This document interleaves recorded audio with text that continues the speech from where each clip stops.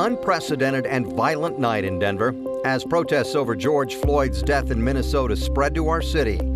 Crowds started gathering Thursday afternoon, blocking streets and highways. Gunshots were fired nearby. You know, it's a shame when you see a peaceful protest broken up by random gun violence. The violence continued overnight, many protesters wearing masks, police in full riot gear using tear gas and pepper bullets. Chants of no justice, no peace, as Coloradans joined the movement over George Floyd's death in Minneapolis. That city saw a police precinct building burned overnight. There is a lot of pain and anger right now in our city. And protests in Minneapolis raged for a third night as people grapple with raw emotions this morning. It is 6 a.m. and we're taking a live look at Denver, a night after protest in many cities, and you can see the graffiti on the state capitol this morning in Denver. Here in our city, police used tear gas and pepper bullets to break up crowds, all happening last night, late early hours. And in Minneapolis, protesters set a police precinct on fire, targeting the building where the now fired police officers involved in Floyd's death worked. George Floyd, of course. And that building is still burning this morning. Gary, it was a tough night in Denver and across the country. Yeah, that's for sure. It was a violent and emotional night. We're going to get a lot more into it as the protesters clashed with police, blocked traffic, responded with tear gas into the early morning hours.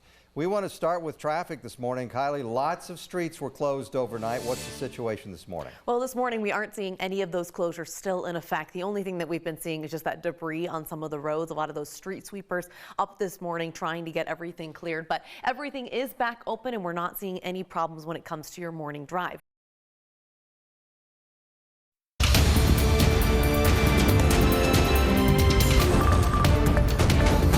Breaking news, President Trump has COVID-19. He and the First Lady Melania Trump both tested positive after one of his closest advisors, Hope Hicks, contracted the virus. Now the president and his wife are quarantining. She tweets, "They're feeling good, and now we wait to see if any symptoms develop." The important thing is that he is in an age group that does carry risk for severe COVID. So this is very concerning. With just 32 days until the election, campaign events are getting canceled. It's likely an in-person debate won't happen again. This morning, our 9 Health expert joins us to talk us through the news. Overnight, the stock futures plummet in reaction to the president's news. The Dow projected down several hundred points, along with the NASDAQ and S&P 500 losing big percentages.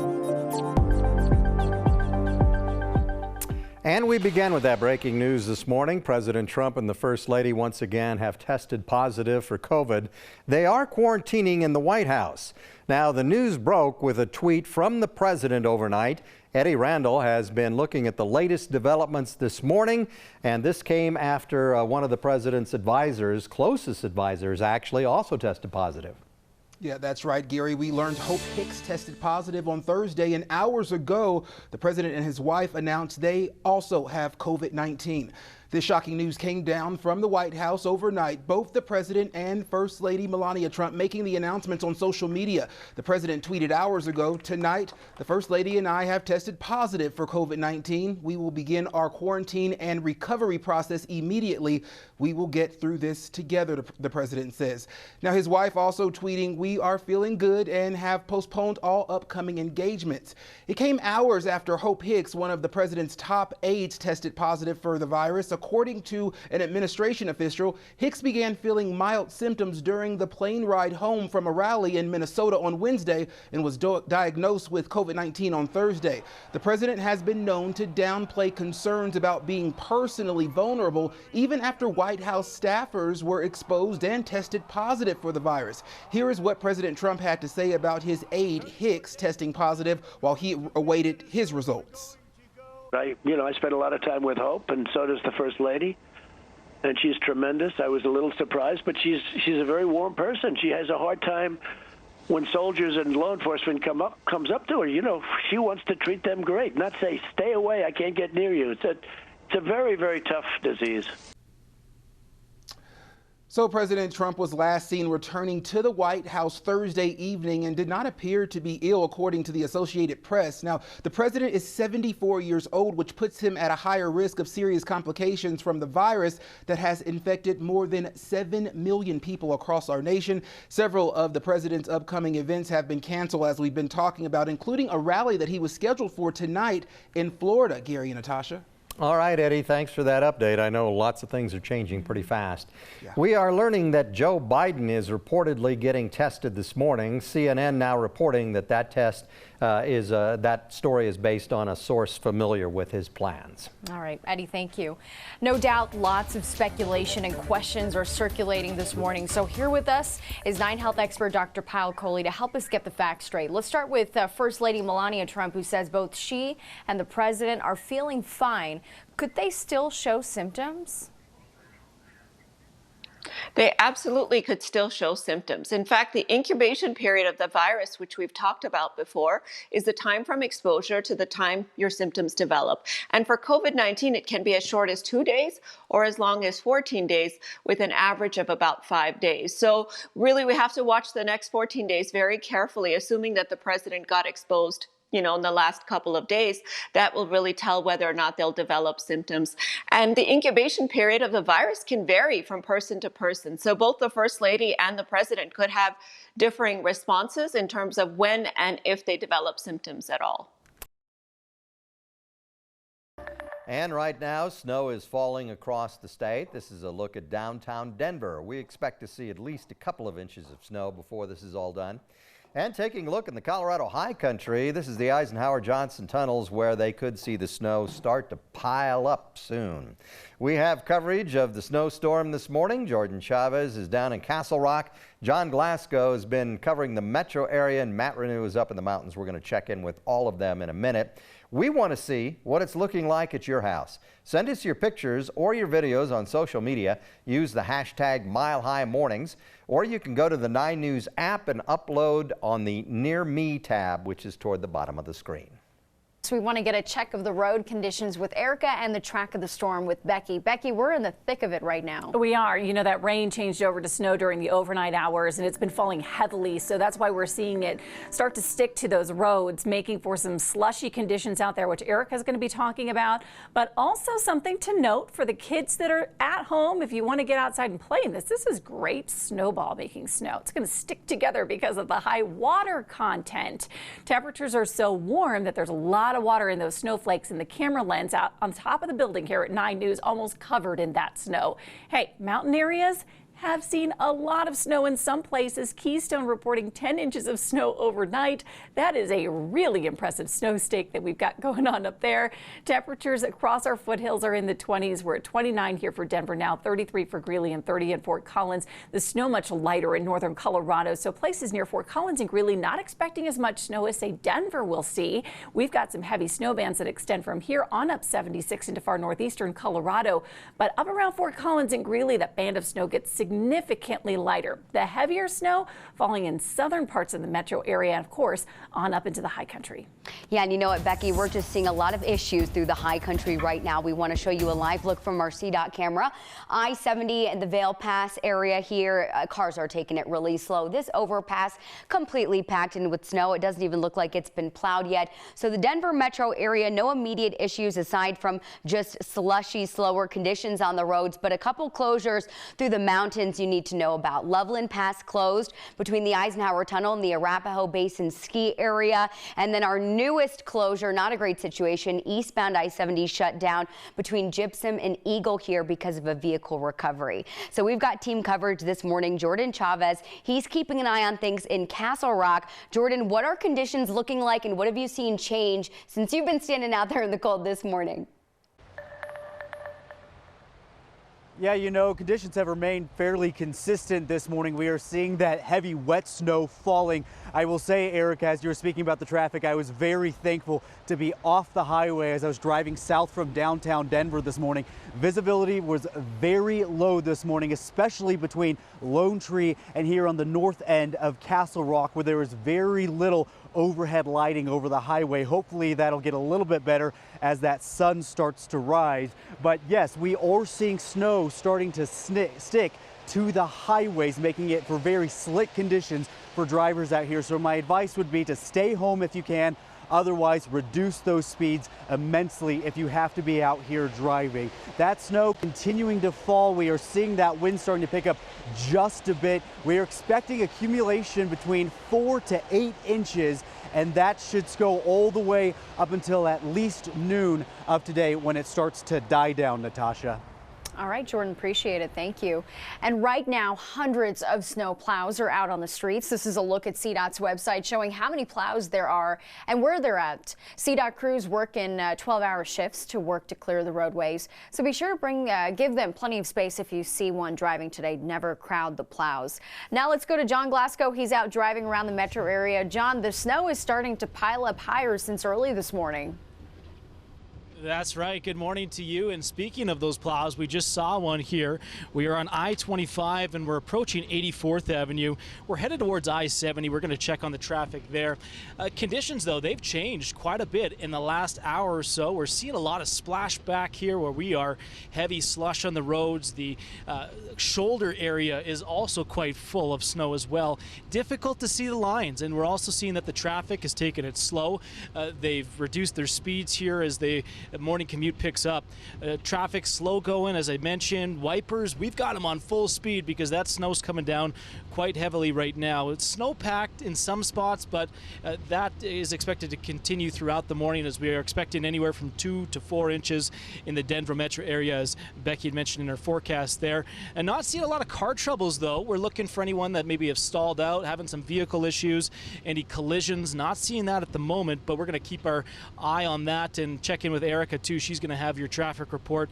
But we are going to see more plows get out here throughout the morning. We're going to see the traffic start to pick up. Natasha, the winter weather has arrived this morning. Yeah, it definitely has. Drive safe out there, John. Thank you. And with all this snow, you already know what that means. We love to see your weather photos. Send us your pictures on social media using the hashtag MileHighMornings, or you can upload your photos through our Near Me tab on our 9 News app and see what your neighbors are up to as well. The app is free to download from Apple and the Google Play stores. Margid in South Greeley sent us this photo through the Near Me feature on our app. Already some snow on the ground there, as you can see, and we're seeing whiteout conditions on our Facebook page. David in Brighton shared this photo from about 4:30 this morning when it was really coming down. Keep sharing your photos with us. Be a part of our coverage. You can also comment on our social media post, or you can upload it through our 9 News app. So tomorrow, as you know, Halloween, and even though it won't look the same, you can still dress up. Many of you have sent us pictures of your costumes on you, on your kids, on your pets. We love seeing them. You can send yours to us. Use the hashtag MileHighMornings.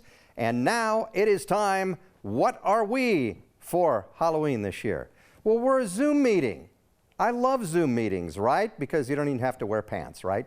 I mean, you can totally be business on the top and party on the bottom. We all know that guy. Natasha, what are you? Yeah, I can't hear you. What? Oh, mute. Hit your mute button. Oh, I'm so hit your sorry, mute button. guys. I guess I was on mute. Classic Zoom cliche, right? Looks like Erica has a problem too. Erica, we can't see you. Yeah, sorry guys, my webcam's broken, so you get this little guy throughout our Zoom call. Becky, what are you?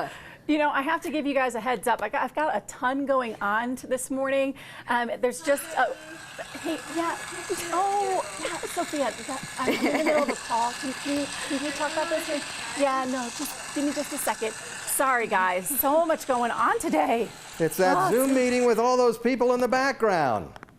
Wait a second. I think I called into the wrong Zoom. Is this the infant sleep training class? I'm confused. I'm definitely in the wrong group. Corey. We love you joined our Zoom meeting today. We always have you on here. Oh, that is awesome. Good morning, guys. How's Callie doing? She's so good. She's such a great baby. We're so blessed. But the sleeping is not there. So when they asked me to do this, I said I'd be up anyway. Aww. Well, you got to join our Zoom meeting. It's 2020, right? It's all we do these days is Zoom. All we do these days, I know. Once again, a lot happened late Tuesday night and overnight. Here are three big things to know this morning about COVID-19. The first breaking news overnight, the White House and the Senate have a deal on a $2 trillion stimulus package. It would help workers and businesses during this pandemic. It will give direct payments to many Americans, expand unemployment benefits, and help small businesses and corporations. That news has some markets up and some down. You're looking live at the market futures right now, and they're mixed. Keep in mind the market is volatile right now. Anything can change it throughout the day. Tuesday, stocks jumped more than 11% in anticipation of the bill. And third, we now have 11 deaths in Colorado because of the virus. There are 912 confirmed cases. More than 7,700 people have been tested.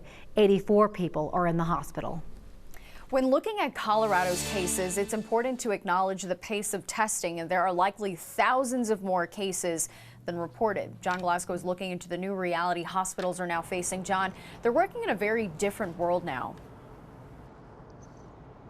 That's right. Colorado hospitals are dealing with new issues every single day, Natasha. They've changed schedules for non-essential operations to allow for a focus to be on those who need medical care the most. And then there's the issue of medical supplies. The shortages are just keep piling up, and there's backlogs of testing as well. The problem is the turnaround on the test is long. They may not get results for 5 to 6 days. And in the mountain hospitals, the Colorado Department of Health and Environment says it's working with officials in Gunnison, Eagle, Summit, and Pitkin counties. Some COVID patients there, they've been transferred to Denver metro area hospitals. Medical professionals say that they're just trying to keep themselves from becoming patients. Definitely seeing the one mask per shift push that's definitely happening, as far as face guards, gowns, all of those things. If physicians and nurses go down in this critical time, we're going to have an even bigger problem outside of just ventilators. Dr. Dhaliwal believes that it's going to get worse in the next 2 weeks. He also says that we could see COVID-19 patients up until at least June. So, Gary, right now, social distancing is an absolute must. Absolute must. All right. Thank you, John. Time now for more of the top stories looking nationally and internationally for COVID-19. And this morning, Prince Charles has tested positive for the virus. The Prince of Wales is 71 years old and first in line to the British throne. The royal household statement says he has mild symptoms right now and is in otherwise very good health. The president has now approved disaster declarations for Louisiana and Iowa. Iowa only has 124 cases. Louisiana has 1,300. They had about 1,000 in the last couple of days. It's one of the worst hotspots after millions of people were there for Mardi Gras. The latest declarations follow ones for New York, California, and Washington State. Speaking of New York, Governor Cuomo says that the virus is accelerating and in desperate need of ventilators and hospital beds in his state. The state has more than 25,000 cases right now. New York is hoping to slow the spread and prevent becoming the next Italy. More than 800 people who traveled on 2 cruise ships that were quarantined have tested positive for the virus. 10 of those people who had been on the ships, the Diamond Princess and the Grand Princess, have passed away. The CDC strongly advises against going on any cruise ship at this time. A California teenager may be the first person younger than 18 to die from the COVID-19 virus in this country. LA County leaders say he tested positive and ultimately died from septic shock. His father also has the virus. That is the Morning Rush. Ultimately, the goal is to ease the guidelines and open things up to very large sections of our country as we near the end of our historic battle with the invisible enemy. I hope we can do this by Easter. That statement by President Trump and his tweet is getting big reactions from Americans this morning. The president shared a message of hope for workers and businesses that we may go back to normal in just 15 days, a timeline that's dramatically sooner than what many health experts have recommended to contain the COVID-19 pandemic. This is what President Trump tweeted: "We cannot let the cure be worse than the problem itself." So what do you think? Do you think the country should go back to normal by Easter? That is April 12th. You can vote now on our 9 News app. Trump argues that closing down the country for months could cause economic problems much worse than COVID-19. He also claimed that prolonged closures could cause, quote, more death than anything with respect to the virus. Even his top medical expert on the coronavirus task force, Dr. Anthony Fauci, disagreed with Trump moments after he spoke. No one is going to want to tone down things when you see what's going on in a place like New York City. So looking at our megaphone this morning, we're asking, do you think that the country should go back to normal by Easter? Well, 78% of you say no, 22% say yes.